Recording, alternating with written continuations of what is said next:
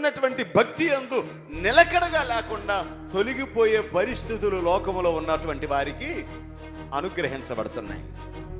లోకములో ఉన్నటువంటి వారికి దేవుని యొక్క సన్నిధిలో భక్తి జీవితంలో నిలబడకుండా, తమ మనస్సును దేవుని వైపు తిన్నగా నిలుపుకోకుండా దానిలో నుండి తొలగిపోయేటువంటి పరిస్థితులు బ్రతుకులో ఏర్పడతా ఉంటే, యేసేపు మాత్రం ఎన్ని తొలగిపోయే పరిస్థితులు వచ్చినా అతని జీవితంలో తిన్నగా దేవుని మాటలు యందు నిలబడుతున్నాడు. దేవునికి స్తోత్రం.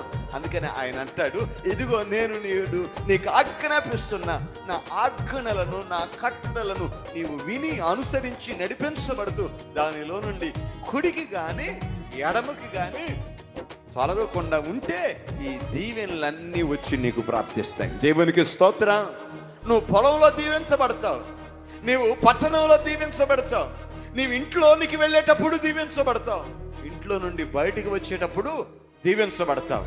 నీ పిండి పిసికే నీ తొట్టి దీవెనకరంగా మార్చబడుతుంది.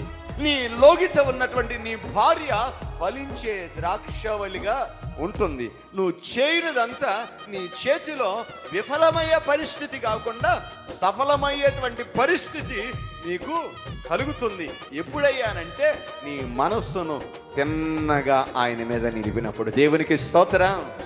నీకు ఎదురయ్యే పరిస్థితులేమో ప్రతికూలమైన పరిస్థితులే, నీకు ఎదురవుతున్న పరిస్థితులేమో ప్రతికూలమైనటువంటి పరిస్థితులే, అయినా నీవు నీ మనస్సును ఆయన మీద తిన్నగా నిలుపుకుంటే నీ బ్రతుకును ప్రకాశింపగా చేయగలిగిన దేవుడు ఆయన. దేవునికి స్తోత్రం.